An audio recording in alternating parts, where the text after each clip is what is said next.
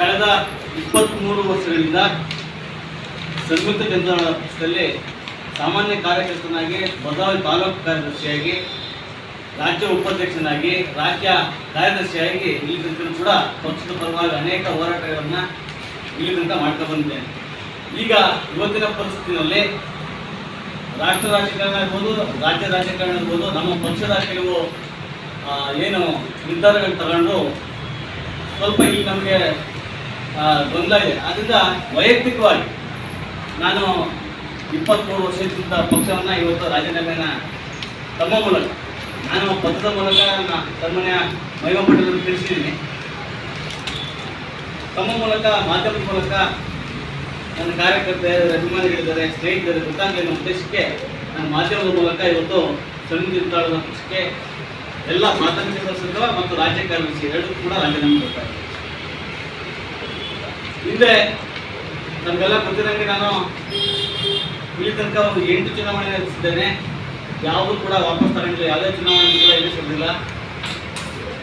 ಕಳೆದ ಬಾರಿ ಲೋಕಸಭೆ ಉಪಚುನಾವಣೆಯಲ್ಲಿ 17,181 ಮತಗಳನ್ನು ಪಡೆಯುವ ಮೂಲಕ 3 ಜನ ಮುಖ್ಯಮಂತ್ರಿಗಳ ಮಕ್ಕಳ ಎದುರುಗಡೆ ಒಬ್ಬ ಸಾಮಾನ್ಯ ಕಾರ್ಯಕರ್ತರ ಮಗನಾಗಿ ನಾನು 17,181 ವೋಟ್ ಪಡ್ಕೊಂಡು 3ನೇ ಸ್ಥಾನದಲ್ಲಿದ್ದೆ. ಯಾವುದೇ ಲೋಕಸಭೆ ಚುನಾವಣೆಯಲ್ಲಿ ನಾನು 3 ಮತ್ತು 4ನೇ ಸ್ಥಾನಕ್ಕೆ ಕಾಯ್ಕೊಂಡಿದ್ದೇನೆ. ಈಗ ಏನಾದರೂ ಸ್ಪರ್ಧೆ ಮಾಡಬೇಕೋ ಅಥವಾ ಯಾವ್ದಾರ ಪಕ್ಷಕ್ಕೆ ಬೆಂಬಲ ಕೊಡಬೇಕೋ ಅಥವಾ ತಟಸ್ಥವಾಗಿರ್ಬೇಕು ಅಂತಕ್ಕಂಥದ್ದು ವಿಚಾರವನ್ನು ನಮ್ಮ ಸ್ನೇಹಿತರು, ವಿದೇಶಿಗಳು ಮತ್ತು ಬಂಧುಗಳು, ಯಾರು ಅಭಿಮಾನಿಗಳು, ನಮ್ಮ ಕಾರ್ಯಕರ್ತರಿದ್ದಾರೆ, ಅವ್ರ ಜೊತೆ ಚರ್ಚೆ ಮಾಡಿ ಮುಂದಿನ ದಿನಗಳಲ್ಲಿ ತಮ್ಮ ಮಾಧ್ಯಮದ ಮೂಲಕ ನಾನು ತಿಳಿಸ್ತೀನಿ. ಒಂದು 2-3 ದಿನದಲ್ಲಿ ಈಗ ಸದ್ಯಕ್ಕೆ ರಾಜೀನಾಮೆ ಕೊಟ್ಟದ್ರಿಂದ ನನಗೆ ಇಲ್ಲಿ ತನಕ ಯಾರ್ಯಾರು ಸಹಾಯ ಮಾಡಿದ್ರು, ಪೊಲೀಸ್ ಇಲಾಖೆ ಇರ್ಬೋದು, ಮಾಧ್ಯಮದ ಸ್ನೇಹಿತರಿರ್ಬೋದು, ಸರ್ಕಾರಿ ಅಧಿಕಾರಿಗಳಿರ್ಬೋದು, ನನ್ನ ಹಳೆಯ ಕಾರ್ಯಕರ್ತರಿರ್ಬೋದು, ಎಲ್ಲರೂ ಕೂಡ ಧನ್ಯವಾದಗಳನ್ನು ತಿಳಿಸ್ತಾ, ನಾನು ಇಲ್ಲಿಯ ತನಕ ಕೂಡ ಏನು ನಮ್ಮ ಜಿಲ್ಲೆ ಮೌಲ್ಯಾಧಾರಿತ ರಾಜಕಾರಣಕ್ಕೆ ಹೆಸರಾಗಿರ್ತಕ್ಕಂಥ ಜಿಲ್ಲೆ, ನಾನು ಶಾಂತವೇರಿ ಗೋಪಾಲ್ ಗೌಡರು, ಕೊಡಲೂರು ಲಿಂಗಪ್ಪನವ್ರು ಇರ್ಬೋದು, ಗಡಲ್ ಮಂಜಪ್ಪನವ್ರು ಇರ್ಬೋದು, ಈ ಒಂದು ಹಾಕೊಟ್ಟ ಮಾರ್ಗದರ್ಶನ ಏನಿದೆ, ಸಮಾಜವಾದ ಚಿಂತನೆ, ಆ ಚಿಂತನೆ ಅಡಿಯಲ್ಲಿ ಕೂಡ ಇಲ್ಲಿ ತನಕ ಕೂಡ ನಾನು ಹೋರಾಟ ಮಾಡ್ಕೊಂಡು ಬಂದೆ. ಎಲ್ಲ ಜಿಲ್ಲಾ ಕಚೇರಿ ಮುಂದೆ ಪ್ರತಿಭಟನೆ ಮಾಡ್ಬೇಕಂದ್ರೆ ಅಲ್ಲಿ ನೋಡ್ಕೊಂಡು ನಗಾಟ ಹೋಗ್ತಾರೆ, ಒಬ್ಬ ಏನು ಮಾಡ್ತಾನೆ ಅಂದ್ರೆ, ಇಲ್ಲ ಒಬ್ಬಂದ ಏನು ಬೇಕಾದ್ರೆ ಸಾಧ್ಯ ಇದೆ, ಒಬ್ಬ ಎಲ್ಲರೂ ಸೇರಿಸ್ಕೊಳ್ಳೋಂಥ ಕಾರ್ಯಕ್ರಮಗಳು ಮಾಡಿದಿರ ಮಾಧ್ಯಮದ ಮುಖಾಂತರ ನಮಗೆಲ್ಲನೂ ಕೂಡ ಬಂದು ಸಿಕ್ಕಿದೆ. ಒಂದು ಸಣ್ಣ ಮಟ್ಟದ ಒಂದು ಹೆಸರು ಜಿಲ್ಲೆಯಲ್ಲಿ ಆಗಿದೆ. ಆದರೆ ಇವತ್ತಿನ ರಾಜಕೀಯ ಪರಿಸ್ಥಿತಿಯಲ್ಲಿ ನಾನು ರಾಜೀನಾಮೆ ಕೊಟ್ಟು ಇಲ್ಲಿ ತನಕ ಸಹಕಾರ ಮಾಡಿದ ಪೊಲೀಸ್ ಇಲಾಖೆ, ಮಾಧ್ಯಮ ಮತ್ತು ಎಲ್ಲ ನನ್ನ ಕಾರ್ಯಕರ್ತರಿಗೆ ಧನ್ಯವಾದಗಳನ್ನು ಹೇಳ್ತಾ, ಮುಂದಿನ ದಿನಗಳಲ್ಲಿ ತಟಸ್ಥವಾಗಿರ್ಬೇಕೋ, ಚುನಾವಣೆ ಸ್ಪರ್ಧೆ ಮಾಡಬೇಕೋ ಅಥವಾ ಯಾವುದಾದ್ರು ಪಕ್ಷಕ್ಕೆ ಬೆಂಬಲ ಕೊಡಬೇಕು ಅನ್ನೋದನ್ನ ಮುಂದಿನ ನಿರ್ಧಾರ ಮಾಡಿ ತಿಳಿಸ್ತೀನಿ. ಈ ವಿಚಾರವನ್ನು ದಯಮಾಡಿ ನನ್ನ ಮಾಧ್ಯಮದ ಹಿರಿಯ ಗೌರವಾನ್ವಿತ ಸ್ನೇಹಿತರು ಕೂಡ ಇದನ್ನು ಪ್ರಕಟಿಸಬೇಕು, ಮತ್ತೆ ಎಲೆಕ್ಟ್ರಾನಿಕ್ ಮೀಡಿಯಾ ಮೀಡಿಯಾದಲ್ಲೂ ಕೂಡ ಪ್ರಸಾರ ಆಗ್ದಂಗೆ ನೋಡ್ಕೋಬೇಕು ಅಂತ ಹೇಳಿ ಆಗಬೇಕು ಅಂತಕ್ಕಂಥ ಮಾತನ್ನು ಹೇಳ್ತಾ, ಇವತ್ತು ನನ್ನ ಸುದ್ದಿಗೋಷ್ಠಿನಲ್ಲಿ ನನ್ನ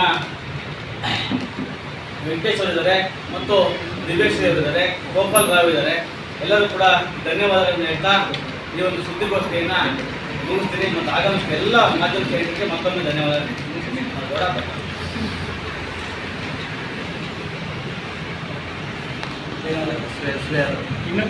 ಮಾಡ್ಕೊಂಡು ಬಂದರೆ ಜನಗಳ ಮುಂದೆ ಇಲ್ಲಿ ಆಗ್ತಾರೆ ಇಲ್ಲ, ಯಾಕಂತ ಗೊತ್ತಿಲ್ಲ.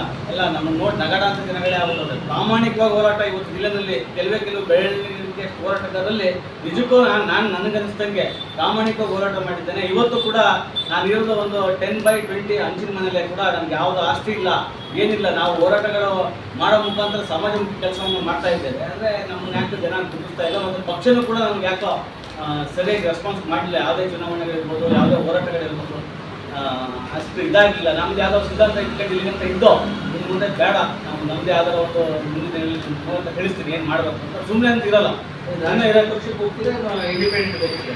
ಅದೇ ಸರ್ ಈಗ ಚರ್ಚೆ ಮಾಡ್ತೀನಿ ಏನು ಮಾಡಬೇಕು ಅಂತ. ಈಗ ಇಂಡಿಪೆಂಡೆಂಟಿಂದ ಕರೆ ಬಂದಿದೆಯಾ ಅಂದರೆ ಕ್ಷೇತ್ರ ಇಲ್ಲ ಸರ್. ಈಗ ಅಲ್ಲ, ಈಗ ಶಶಿಕುಮಾರ್ ನಿನ್ನೆ ಭದ್ರಾವತಿಯ 4-5 ಟೀಮು ಈಶ್ವರಪ್ಪನ ಮನೆಯಲ್ಲಿ ಹನುಮಕ್ಕ ಇರ್ಬೋದು, ಮಹೇಶ್ ಕುಮಾರ್ ಇರ್ಬೋದು, ಮತ್ತೆ ಭದ್ರಾವತಿಯ VSL MPM ಕಾರ್ಮಿಕ ಮುಖಂಡರು ಇರ್ಬೋದು, ಅವರೆಲ್ಲ ನಿನ್ನೆ ಈಶ್ವರಪ್ಪನವ್ರಿಗೆ ಬೆಂಬಲ ಸೃಷ್ಟಿ ಬಂದಿದ್ರು.